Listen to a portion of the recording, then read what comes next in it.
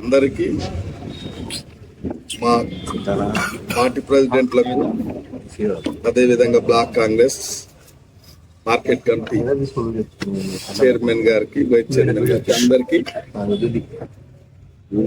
సంక్రాంతి శుభాకాంక్షలు. ఈ సమావేశానికి ఇచ్చేసినటువంటి అందరికీ నమస్కారం. ముఖ్యంగా తెలంగాణ రాష్ట్రం ఏర్పడిన తెలంగాణ రాష్ట్రంలో ప్రజాపాలన ప్రభుత్వం ఏర్పడిన తర్వాత 6 గ్యారంటీలను విడతల వారీగా అమలు చేస్తూ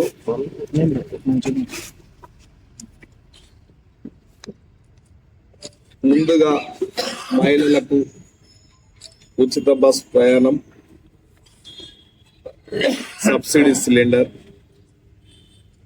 రోజోతి ద్వారా కరెంటు బిల్లు మాఫు, ఆరోగ్యశ్రీ, అదేవిధంగా నిరంతరం కళ్యాణ లక్ష్మి కానీ, షాదీ ముబారక్ కానీ, సీఎం రిలీఫ్ ఫండ్ కానీ ఈ ప్రభుత్వం చిత్తశుద్ధితోనే అమలు చేస్తూ ఉంది. అదేవిధంగా రైతులకు దీర్ఘకాలికంగా రుణపడిన రైతులందరినీ కూడా రుణ విముక్తి చేయాలని కూడా రాష్ట్ర ముఖ్యమంత్రి వర్యులు ఒక సాహసోపేతమైన నిర్ణయం తీసుకొని రుణమాఫ్ చేస్తే కొద్ది అందులో టెక్నికల్గా దాదాపు ఏ ఊర్లో అయినా ఏ మండలమైనా 90% రుణమాఫ్ జరిగింది. ఇంకా 10% ఉంది. వాస్తవం 2 లక్షల మీద ఉన్నది. కొద్దిగా టెక్నికల్గా అక్కడక్కడ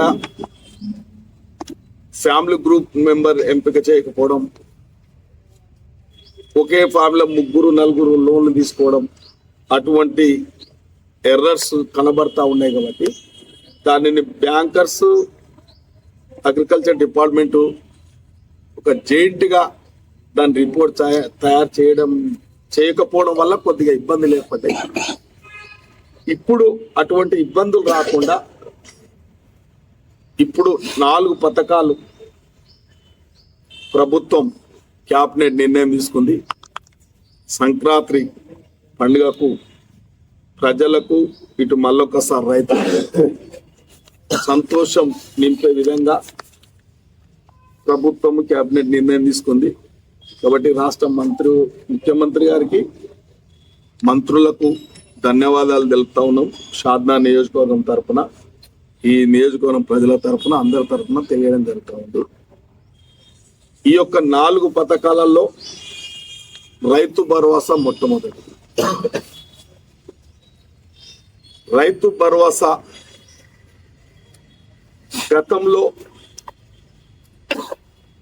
స్వార్థానికి అనుకోండి, ఎన్నికలలో గెలుపు పొందడానికి అనుకోండి, ఇష్టానుసారంగా ప్రభుత్వ ధనాన్ని దుర్వినియోగం చేశారు.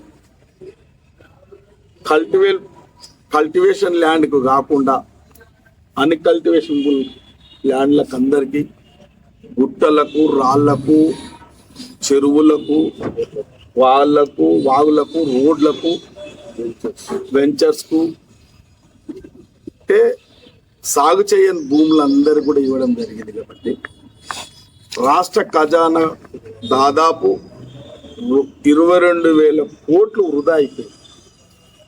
అంటే ఇటువంటి ప్రజాధనాన్ని వృధా చేస్తూ అప్పులపాలు చేసింది రాష్ట్రాన్ని గత ప్రభుత్వం. అర్థంగా కాకుండా వాళ్ళ ఇష్టానుసారంగా ప్రజాధనాన్ని దుర్వినియోగం చేసింది. కాబట్టి ఈ రైతు భరోసా నిజంగానే రైతులకు ఆదుకోవాలి, ఈ ప్రభుత్వం రైతులకు అండగా ఉండాలి,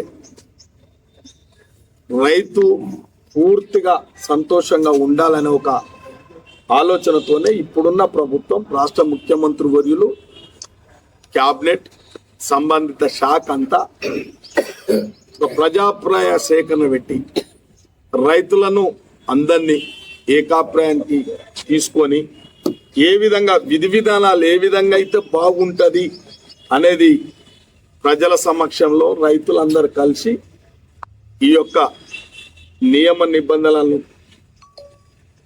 ఫైనల్ చేయడం జరిగింది.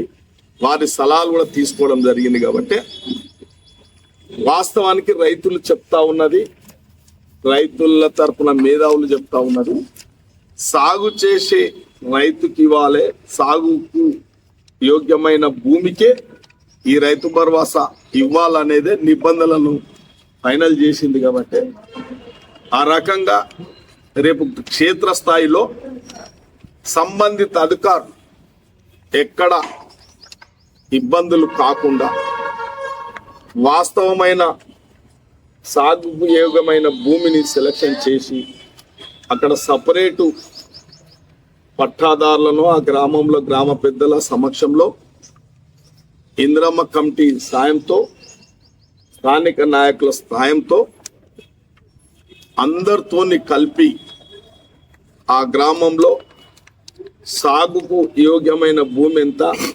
రైతులు ఎంతమంది అని చెప్పి అక్కడ నిజమైన రైతు భరోసాకు అర్హులను డిస్ప్లే చేయడం, బహిర్గంగా లోపటగా ఏదో ఎమ్మెల్యే రాయడమో మంత్రులు రాయడమో ఎవరో రాయడం కాదు.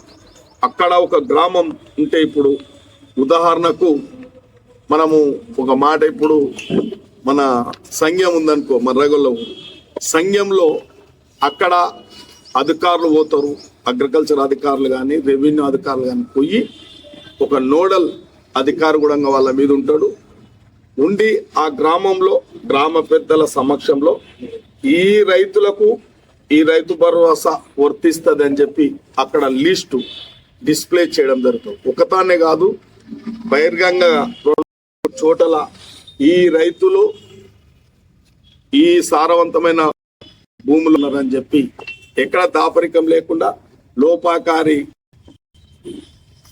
లోభిష్టకరమైన వ్యవహారం కాకుండా బహిర్గతంగానే ఈ లిస్ట్ ఈ జాబితా అక్కడ పెట్టడం జరుగుతుంది. ఏమన్నా ఆ లిస్టును చదువుకుంటే ఆ డిస్ప్లే చూసి ఇంకేమైనా పొరపాట్లు ఉంటే అది ఎమ్మెల్యే దృష్టి కానీ మంత్రి దృష్టికి కానీ వస్తే మళ్ళొక్కసారి అవన్నిటిని కూడా ఆ జాబితాలో చేర్చడం జరుగుతుంది. ఇప్పటిలాగా కాకుండా రుణమాఫీలో కొద్దిగా అటువంటి ఎర్రర్స్ ఏర్పడడం జరిగింది. అటువంటి నష్టం జరగకుండా రైతు భరోసాలో ఇటువంటి ఇబ్బందులు ఈ మార్గదర్శకాలు కూడా తమరికి ఇవ్వడం జరుగుతుంది. రైతు భరోసా ఉంటుంది, అది మీకు నేను ఆ యొక్క సర్క్యులర్ మీకు ఇవ్వడం జరుగుతుంది. లాస్ట్లో ఇంకొక విషయం, ఇందిరమ్మ ఆత్మీయ భరోసా. ఇందిరమ్మ ఆత్మీయ భరోసా అనేది అభయస్థంలో ఇదొక భాగం. ఆ రోజు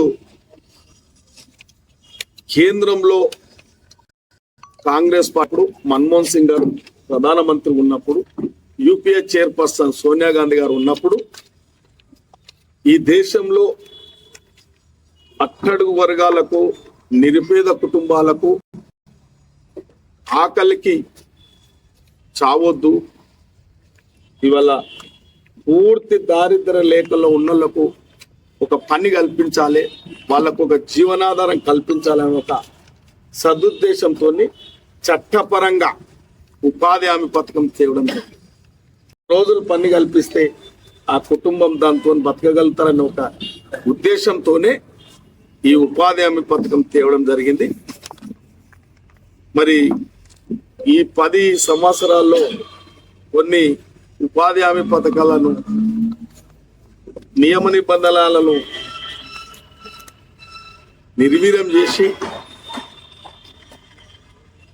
గ్రామీణ ప్రాంతాల్లో సరి అయిన ఉపాధి కల్పించలేకపోయింది గత ప్రభుత్వం. కాబట్టి ఇవాళ కాంగ్రెస్ పార్టీ ఇచ్చిన మాటలు నిలబెట్టుకోవడానికి భూమి లేని నిరుపేద కుటుంబాలకు ఉపాధి హామీ పథకంలో జాబ్ కార్డు ఉండి 23-24 సంవత్సరాల్లో ఒక 20 రోజులు అంటే 100 రోజుల పని దినాలలో 20 రోజులు పనిచేసిన వారికి 6 నెలలకు 6,000 చొప్పున 2 విడతలు, సంవత్సరానికి 2 విడతలు 12,000 వ్యవసాయ కూలీలకు, భూమి లేని వ్యవసాయ కూలీలకు. అంటే ఆ రోజుల్లో రైతు భరోసా రుణమాఫీ రైతులకే పోతుంది, వ్యవసాయ కూలీలకి ఏందనంటే రాహుల్ గాంధీ గారు, రేవంత్ రెడ్డి గారు ఇది ఆలోచన చేసి భూమి లేని వ్యవసాయ కూలీలకు దీంట్లో క్రైటీరియా ఎంపిక ఎలాగంటే ఉపాధి హామీ పథకంలో పార్టిసిపేటెడ్ అవుతున్నారు కాబట్టి భూమి లేనిలో ఉపాధి హామీ పథకంలో పాల్గొంటారు కాబట్టి వాళ్లకు 20 రోజులు పనిచేసిన 23-24లో 20 రోజులు పనిచేసిన దీనికి అర్హులు వాళ్ళు. అటువంటి కుటుంబాలకు సంవత్సరానికి 12,000 6 నెలలకు అంటే 6 నెలలకు ఫస్ట్ ఫేజ్, రెండో విడత 6 నెలలకు ఇవ్వడం జరుగుతుంది. సంవత్సరానికి 12,000 ఇవ్వడం జరుగుతుంది. ఇది ఇందిరమ్మ ఆత్మీయ భరోసా. తర్వాత మీకందరు తెలుసు ఇందిరమ్మ ఇండ్లు ఇవ్వాలని కూడా మన తెలంగాణ రాష్ట్రం ఏర్పడి 10 సంవత్సరాలు గడుస్తా ఉన్నా ఇవాళ ఎంతో మంది నిరాశ్రయులు గూడు లేని కుటుంబాలు ఎన్నో ఉన్నాయి. మనం అందరం చూస్తా ఉన్నాం. గత ప్రభుత్వం ఇందిరమ్మ ఇండ్లను ఇందిరమ్మ కాలనీలను ఏలన చేసి వెటకారంగా మాట్లాడి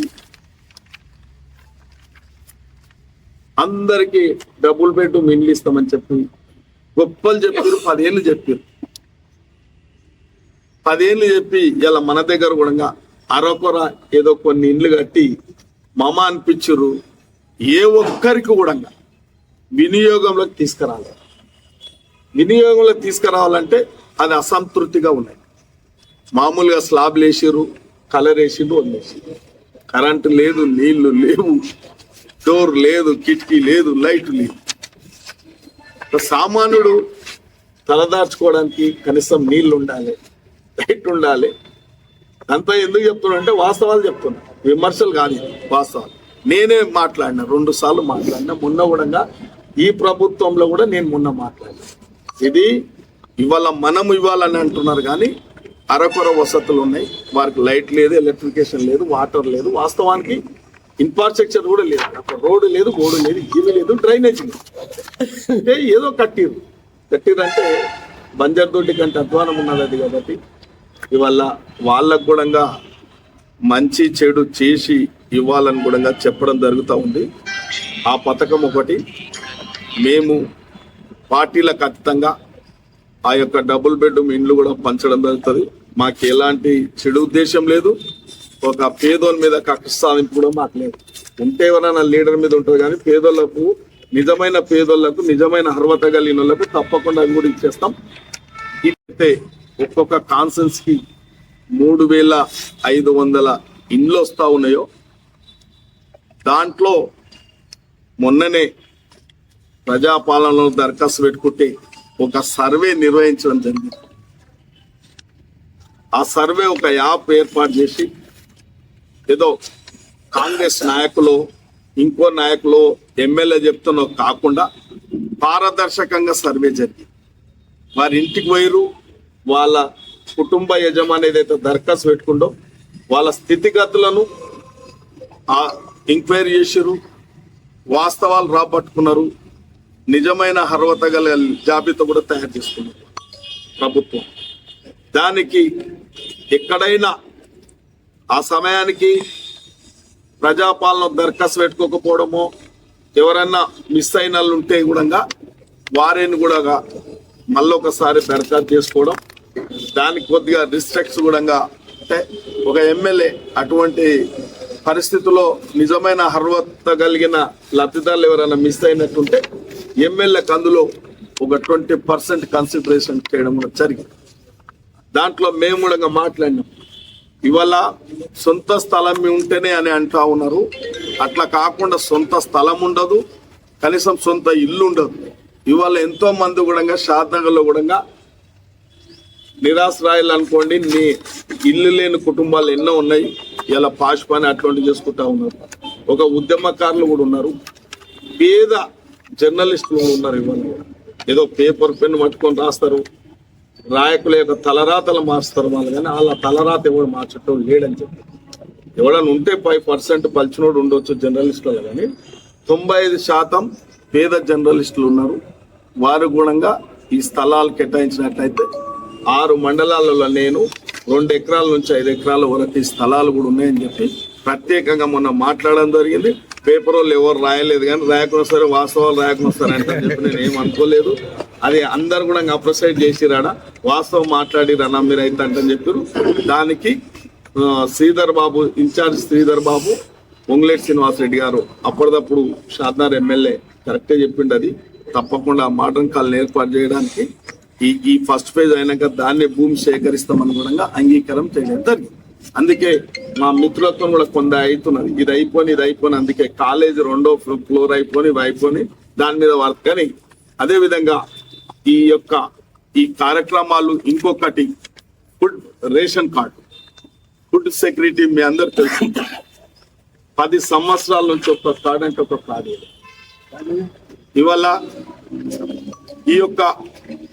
ఈ ఫుడ్ సెక్యూరిటీ చట్టబద్ధంగా చేసినప్పుడు కాంగ్రెస్ ప్రభుత్వం. ఇవాళ రేషన్ షాపులల్లా ఇవాళ మీ అందరికి తెలుసు, రేషన్ షాపులల్లా నాకు తెలుసు, మీకు తెలుసు, అందరికి కూడా తెలుసు ఏం జరుగుతుంది. ఫేర్ ఫేస్ షాపులకి మళ్ళా రీసర్క్యులేషన్ చేస్తా ఉన్నారు. ఏదో గ్రామాలల్లో కూడా స్క్రాప్ కొన్నట్టు రేషన్ షాప్ బియ్యం స్క్రాప్ కొన్నట్టు ఉన్నది. అంటే దీనికి స్వస్తి పలకాలనేది నిజం చెప్తున్నాను. భయపడేది ఏం లేదు. నేను అధికార పార్టీలో ఉండి కూడా చెప్పడం అంటే వాస్తవాలు మాట్లాడాలన్నమాట. ఇప్పుడు ప్రజాధనం దుర్వినియోగం అవుతుంది, సద్వినియోగం అవుతలేదు. కాబట్టి దీనిని కూడా కంట్రోల్ చేయాల్సిన బాధ్యత ఉంది. కాబట్టి ఈ కొత్త రేషన్ కార్డులు ఇస్తూ సన్న బియ్యం సోనా మసూర్ బియ్యం ఇస్తే ప్రతి ఒక్కరు బయట ఇది దాదాపు 40 నుంచి 45 రూపాయల కేజీ ఉంటే సోనా మసూర్ బియ్యం. కాబట్టి ప్రతి కుటుంబానికి సోనా మసూర్ బియ్యం ఇవ్వబోతా ఉంది కాంగ్రెస్ పార్టీ.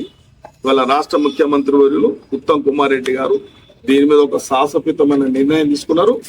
కొద్దిగా కంట్రోల్ కూడా అంటే ప్రజాధనాన్ని కూడా కంట్రోల్ చేయడం జరిగింది.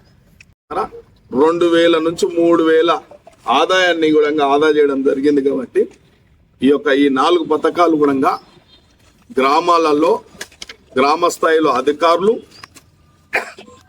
గ్రామ స్థాయిలో ఉన్న ఇంద్రమ్మ కమిటీలు, మండల పార్టీ ప్రెసిడెంట్లు, నేను అందరం కలిసి పేపర్ సోదరులు కూడా దీని మీద శ్రద్ధగా, అంటే పేపర్ అనేది కాదు, ఒక తెలంగాణ పౌరునిగా నిజంగా ఈ ప్రభుత్వం చేస్తున్న కార్యక్రమాలను ఎక్కడైనా నిజమైన అర్హత కలిగిన వాళ్ళను ఇవాళ మిస్ అయినట్టుంటే, తప్పిపోయినట్టుంటే ప్రెస్ మిత్రులు కూడా దాని మీద కొద్దిగా నిఘా పెట్టి ఇది వాస్తవం ఇట్లా జరుగుతుంది, నిజంగా ఈ రైతు భరోసాకి పలానా రైతు అర్హత కలిగిన రైతుకు రైతు భరోసాలో నమోదు కాలేదు పేరు, ఇలా అర్హత కలిగిన ఉపాధి హామీ పథకంలో ఇలా పేరు కాలేదు, 20 రోజులు పనిచేసినట్టుంటే అర్హత, ఇలా ఇందిరమ్మ ఇండ్లు కూడా సొంత స్థలాలు ఫస్ట్ సొంత స్థలాలకు ఇస్తా ఉన్నాం. వాళ్ళు నిజమైన నిరుపేదలు ఉంటే వారిది ఏమైనా తప్పిపోయినట్టుంటే ప్రెస్ మిత్రులు కూడా దాన్ని బయటికి తీసుకురావచ్చు, బయట పెట్టవచ్చు, దాంట్లో ఏమి అనుమానం లేదు. ఇలా అధికారులు కూడా చిత్తశుద్ధితో పనిచేయాలని చెప్పి కూడా అధికారులకు నేను విజ్ఞప్తి చేస్తున్నా. మా బాధ్యత గల ఇందిరమ్మ కమిటీలకు నేను విజ్ఞప్తి చేస్తున్నా. మా పార్టీ ప్రెసిడెంట్లకు అనుకోండి, మా మార్కెట్ కమిటీ అందరికీ కూడా విజ్ఞప్తి చేస్తున్నా. పత్రికా సోదరులకు కూడా విజ్ఞప్తి చేస్తూ ఉన్నా. ఈ 4 పథకాలను ప్రజలకు అందించే విధంగా, నిరుపేదలకు అందే విధంగా మనం అందరం కలిసికట్టుగా కృషి చేయాలని మరొకసారి సంక్రాంతి శుభాకాంక్షలు తెలియజేస్తూ ఈ పథకాలు అందరికీ అందాలని ఆ భగవంతుని కూడా కోరుకుంటున్నాం. ప్రెస్ మిత్రులు కూడా కోరుకుంటున్నాం. ఒకటి క్వశ్చన్ గ్రామ జాబితా విడుదల చేసి ప్రకటిస్తారు. అన్ని ఒక్కటే కాదు, ఇంద్రమ్మ ఇండ్ల జాబితా ఎవరు ఎలిజిబుల్. ఇప్పుడు నేను ఒక ఎగ్జాంపుల్ చెప్తా. రైతు భరోసా ఆ గ్రామంలో 1000 ఎకరాలు ఉంది. మధురాపూర్ అనుకుందాం. మధురాపూర్ లో 1000 ఎకరాలు 600 మంది రైతులు ఉన్నారు అనుకుందాం. ఒక 1000 ఎకరాలలో 300 ఎకరాలు కల్టివేషన్ కు పనికిరాని పొలం ఉందనుకో. దాంట్లో రోడ్లు, చెరువులు, గుట్టలు ఇవన్నీ తీసేసి వాస్తవ సాగు చేస్తున్న రైతులు ఎవరెవరు, ఆ గ్రామంలో ఆ గ్రామ సభలు ఏర్పాటు చేసి ఆ లిస్ట్ కూడా చదవడం జరుగుతుంది. 600 మంది లిస్ట్ చదవడం జరుగుతుంది. ఎవరైనా మిస్ అయినట్టుంటే అన్నీ చెప్పవచ్చు. అభ్యంతరాలు అంటే గ్రామస్తులే చెప్పొచ్చు. అభ్యంతరాలు అంటే గ్రామస్తులు చెప్పొచ్చు. ఇంకా గ్రామస్తులు కూడా పట్టించుకోలేదు. పాలరాజు షాద్నాల నుండి మధురాపూర్ నాకెందుకని అనుకున్నాడు అనుకో, వాళ్ళ ఊరికెళ్ళి ఎవరన్నా దగ్గరకు వస్తారు. అది నేను కూడా యాజ్ ఎమ్మెల్యే నేను కూడా లిస్టులో చేంజ్ చేయడానికి మళ్ళా అప్పీల్ అథారిటీ కూడా ఉంది. తప్పిపోతే మళ్ళీ అప్పీల్ అథారిటీ కూడా ఉంది. సార్ ఇప్పుడు ఇవన్నీ పథకాలు బాగున్నాయి, అన్నీ బాగున్నాయి. ముఖ్యంగా పాలన విషయంలో ప్రభుత్వ కార్యాలయాలు నిష్పక్షపాతంగా చిత్తశుద్ధిగా పనిచేయాలని మీరు కూడా అంటారు, పిలిపిస్తున్నారు. కానీ చాలా మటుకు ఈ సంవత్సర కాలంలో ఏ ప్రభుత్వ కార్యాలయం చూసినా అవినీతి ప్రజ్వరిల్లుతుందనేది ప్రజలు మా దృష్టికి తీసుకొస్తున్నారు. ముఖ్యంగా పోలీస్ వ్యవస్థ, రెవెన్యూ, ఈ రెండు దానిపైన చాలా రిజిస్ట్రేషన్ శాఖలు, ఈ 3 శాఖల మీద విచ్చలవిడి ఆరోపణలు వస్తున్నాయి. వీటిని కంట్రోల్ చేయడానికి మీరేమన్నా ఎఫర్ట్ పెడతారా? వాస్తవానికి మీకు తెలియంది కాదు, ఈ వ్యవస్థ పూర్తిగా ఏ స్థాయికి చేరిందో మీ అందరికి తెలుసు. ఒకటే రోజు మార్పు రాదు. అంటే మెల్లమెల్లగా దిశగా అడుగులు వేస్తా ఉన్నాం. ఫస్ట్ రాజకీయ నాయకులు అవినీతికి పాల్పడదు. దాంట్లో నేనేమన్నా ఒక ప్రజలు ఇచ్చిన అవకాశం, నేను ఈడొక రాజకీయ నాయకుడు, కర్త కర్మ క్రియ అనుకోండి, ఇంకో 4 సంవత్సరాలు నేను పారదర్శకంగా ఉండాలి, ఆదర్శంగా ఉండాలి, అవినీతికి దూరం ఉండాలి. అవునా? నాదేమన్నా అటువంటి స్థాయి ఉంటే ఆ కింది అధికారులు కూడా ఆ స్థాయిలో పనిచేసుకుంటారు. నేను అవినీతికి పాల్పడితే వాళ్ళు అవినీతికి పాల్పడతారు. నేను అవినీతికి పాల్పడకుండా నా జాగ్రత్తలు నేను ఉంటున్నా. మా కాంగ్రెస్ కార్యకర్తలు కూడా అదే నేర్పుతా ఉన్నా. మరి అధికారులు కూడా కొద్దిగా కంట్రోల్ చేస్తున్నాం అనేది నాకు నమ్మకం ఏర్పడుతుంది కూడా. అటువంటిది ఇంతకుముందు కూడా మీరు చూస్తూ ఉన్నారు, ఎన్ని రివ్యూ మీటింగ్లు పెడతా ఉన్నాం. సంబంధిత నా నోటీస్కి వచ్చినప్పుడల్లా ఒక సబ్ రిజిస్టర్లు అన్నారు, నేను 2 సార్లు ఇప్పటికి పెట్టిన. నేను అనుకుంటున్నా ఒక 30% చేసిన అనుకుంటున్నా. ఇంకా 70% ఉండొచ్చు, నేను కాదంటలేదు. ఆర్డీఓలను పిలిచినాం, ఎంఆర్ఓలను పిలిచినాం, ఉండొచ్చు, ఇంకా కొద్దిగా ఉండొచ్చు. కానీ వాళ్ళు కూడా ఏంటంటే ఎమ్మెల్యేనే ఎక్కడ ఇటువంటి దానికి తావునిస్తలేడు అనేది అయితే వాళ్ళు భయంలో ఉన్నారు అనేది నేను అనుకుంటున్నా. 30% ఇంకేమన్నా ఉంటే కూడా ఈ 5-6 నెలల్లో కూడా కంట్రోల్ చేస్తాం. అన్ని డిపార్ట్మెంట్లతో కూడా చేస్తాం. ఒక్క మాట అయితే చెప్పగలుగుతాం, ఇలా రాజకీయ అవినీతి లేకుండా చూసుకుంటున్నాం. నా వరకు లేదు. రాజకీయ అవినీతి లేనప్పుడు అధికారులు కూడా కంట్రోల్లోకి వస్తారు. మీకు తెలిసిన కాడికి అన్ని తెలిసిన, కొద్దిగా అక్కడక్కడ కొందరు ఇలా చాలా ముదిరిన కేసులు ఉంటాయి. అన్ని పార్టీలలో ముదిరిన కేసులు ఉంటాయి. వాళ్ళు ఎరవేసి అంటే ప్రలోభ పెట్టుకొని, అధికారులను ప్రలోభ పెట్టుకొని అటువంటి కార్యక్రమాలు జరుగుతుండొచ్చు. ఈ ముదిరిన కేసులు ఏంటంటే 50% మీరు చేసే పనులు, మీ సంక్షేమ పథకాలు మీకు మంచి పేరు తెస్తాయి. కానీ 50% కేవలం ఈ అధికారుల వల్ల మీరు బదలామయ్యే అవకాశాలు ఉంటాయి. కొంతమంది అధికారులు నిస్సిగ్గుగా, నిర్లజ్జగా, ఎమ్మెల్యే గారు చూసుకున్నటువంటి ఆయన తినడు, వేరే తినని అనే టైప్ లో ఉన్నారు. కానీ మా పని మేము చేస్తామనే కాడికి డైరెక్ట్ ఎత్తున్నట. ఇది మరి ఇప్పుడు ఒక చిన్న విషయం, ఒక రాజకీయ నాయకుడు, ఒక సర్పంచ్ ఏ విధంగా ఉండాలి, ఒక మండల్ ప్రెసిడెంట్ ఏ విధంగా ఉండాలి, ఒక జడ్పీటీస్ ఏ విధంగా ఉండాలి, ఒక ఎమ్మెల్యే ఏ విధంగా ఉండాలనేది ఈ భారత ప్రజాస్వామ్యంలో మనం ప్రజాప్రతినిధి. ఒక ఎమ్మెల్యే ఏ విధంగా ఉండాలి, అందరినీ ప్రజలకు పని కాకపోతే అందుబాటులో ఉండాలి. వాస్తవమా కాదు చెప్పండి. ప్రభుత్వం ఇచ్చే సంక్షేమం కానీ అభివృద్ధి కానీ ఈ నియోజకవర్గానికి అందించాలి, దాంట్లో నిర్లక్ష్యం చెయ్యాలి. మూడవది, అధికారులను కఠోరంగా కాకుండా ఒక ప్రేమపూర్వకంగా మీరు ఈ కార్యక్రమాలన్నీ చేసి పెట్టాలి అనేది నేను ప్రేమపూర్వకంగా మాట్లాడుతున్నా తప్ప మీరు ఏదంటే అది ఏదో నన్ను అమాయకుడు అనుకుంటే పొరపాటు. మొన్న అమాయకుడు రాసినట్టు కూడా అట్లా. అంటే ఇప్పుడు ఏ విధంగా చూస్తారంటే ఈ యొక్క మనకు మానవ సంబంధాలు ఉంటాయి, ప్రజాస్వామ్యం ఇది ప్రజా జీవితం. ప్రతి ఒక్కడు లంగా వస్తాడు, దొంగ వస్తాడు, మోతబర్ వస్తాడు, దొర వస్తాడు, దాత వస్తాడు. అందరికి నమస్కారం పెట్టవలసింది, అందరితో మాట్లాడవచ్చు. మీరు కూడా ఇంతమంది ఉన్నారు, ఎవరెవరు ఏ రకంగా ఉంటారో మనకు తెలియదు. అందరికైతే దండం పెట్టాలి, అందరికి సంక్రాంతి చెప్పాలి. చెప్పండి, ఇది మానవ నైజాం, ఇది నిజమైన నాయకుని యొక్క నైజాం. ఇది ఏదో పండ్లు పొలాలు పెడితే కూడా తప్పు పడతాయి, అంతకన్నా నీచమైన సంస్కృతిని మనం ఏమన్నా ఏమంటావు. ఇప్పుడు అవినీతి కానీ వాళ్ళని అంటున్నాం. కూడా ఎవరన్నా ఒక్కరు చెప్పు చూద్దాం పలానోడు ఇట్లా అంటే చెప్పండి. శ్రీకాంత్ రెడ్డి గురించి చెప్పగలుగుతారా? వీరేశం గురించి చెప్పగలుగుతారా? మాట చెప్తున్నా. అరుణాథ్ రెడ్డి గురించి చెప్పగలుగుతారా?